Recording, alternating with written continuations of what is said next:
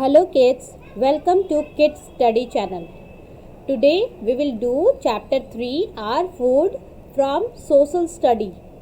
Okay, it is the chapter from class 3rd. Fine. तो now let's start with the chapter. चलिए chapter पढ़ते हैं. Makke ki roti and sarson ka saag from Punjab, dosa sambar from Tamil Nadu, fish and rice from West Bengal, dal baati churma from Rajasthan and goshtaba from Kashmir. Wow, ये मक्के की रोटी और सरसों की साग ये कहाँ से है? पंजाब से. ये फूड पंजाब का है. ठीक है, लोग पंजाब में इसे सबसे ज़्यादा पसंद करते हैं. डोसा सांभर तमिलनाडु से आता है और वेस्ट बंगाल में फ़िश और राइस सबसे ज़्यादा पसंद किया जाता है.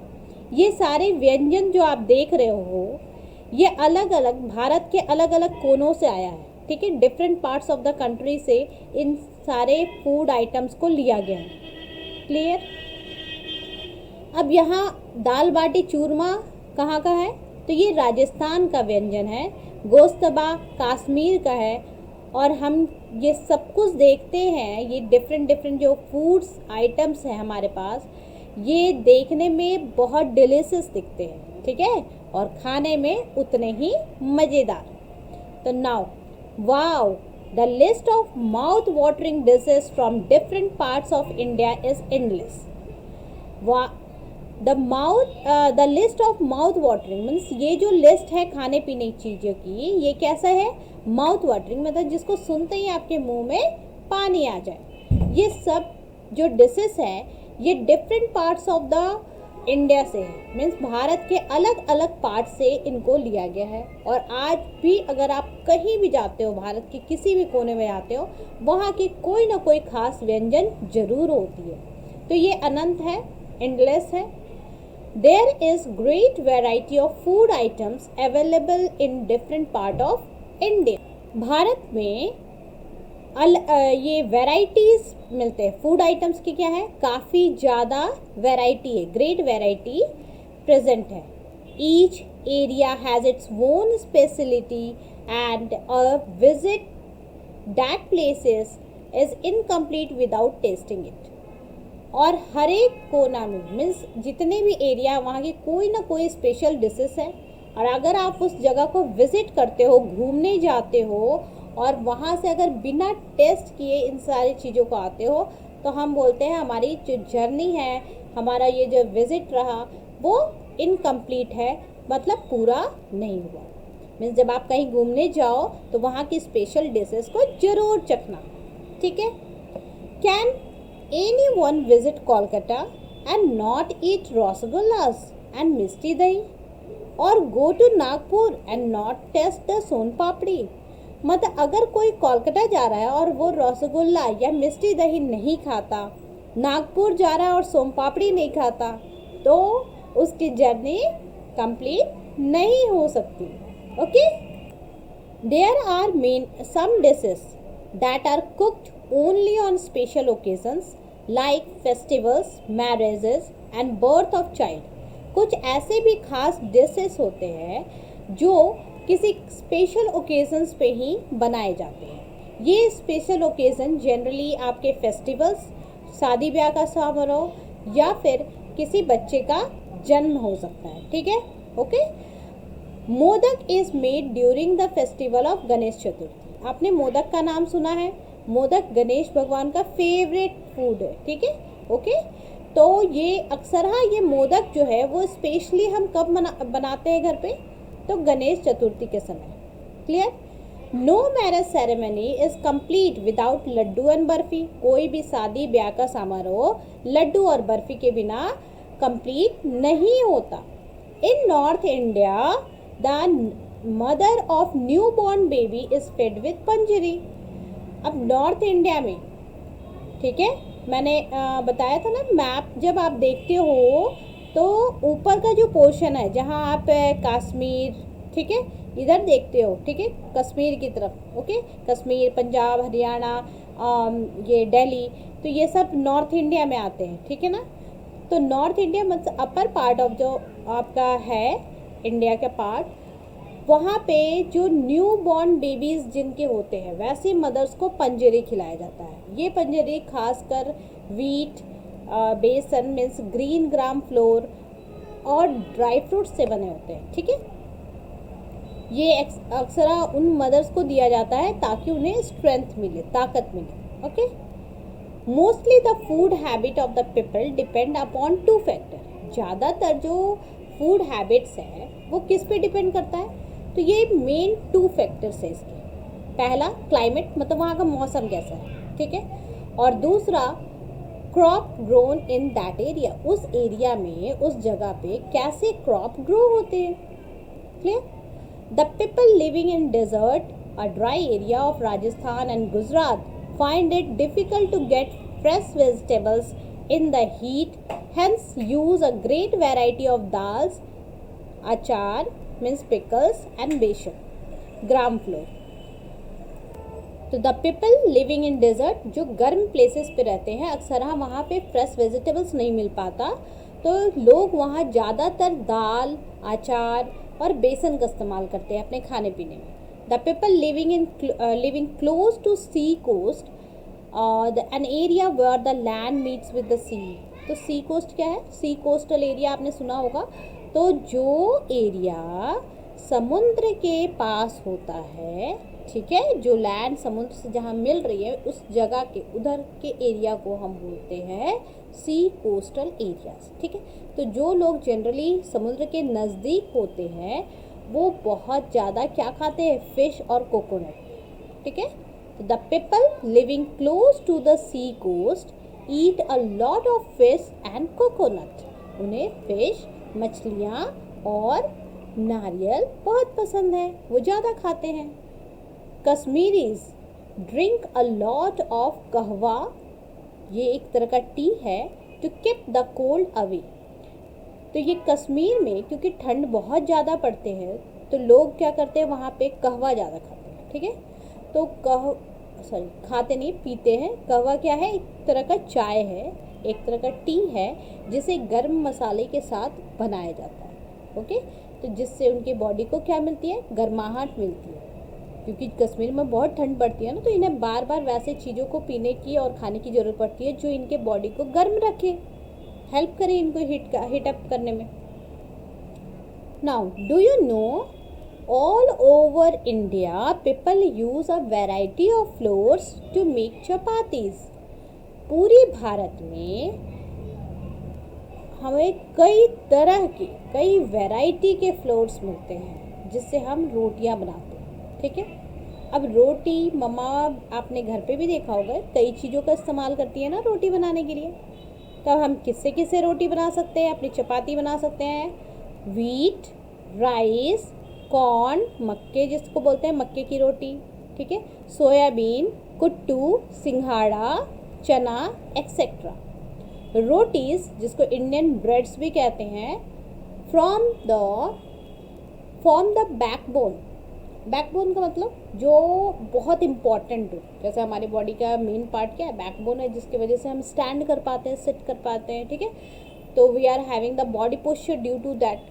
तो उसी तरह से हमारे खाने पीने का एक बहुत ही मुख्य चीज़, मुख्य पार्ट ये होता है रोटी। ठीक है, ओके, तो rotis form the backbone, main part of the meal of the foods eaten in India. Bharat में जो खाना खाते हैं उसमें मेन पार्ट किसका है? रोटी का। और रोटी हम किस किस चीज़ों से बना सकते हैं? किन चीज़ों से बना सकते हैं? तो हम वीट, राइस, कॉर्न, सोयाबीन, कुट्टू, सिंघाड़ा और चना, इन सब चीज़ों से बना सकते हैं। ठीक है, now people of Punjab grow a lot of wheat. Punjab में जो गेहूँ होता है उसकी खेती बहुत ज़्यादा होती है। And hens their staple diet, staple माने होता है मेन, ठीक है, मेन डाइट इज़ चपाती। इसलिए यहाँ के लोगों के खाने में रोटी बहुत इम्पॉर्टेंट रोल अदा करती है, मतलब मुख्य। स्टेपल माने मुख्य, ठीक है, मुख्य है, इम्पॉर्टेंट है क्या? Chapatis. Rice grows well in south India. Rice जो है, चावल, ये साउथ इंडिया में अच्छा होता है।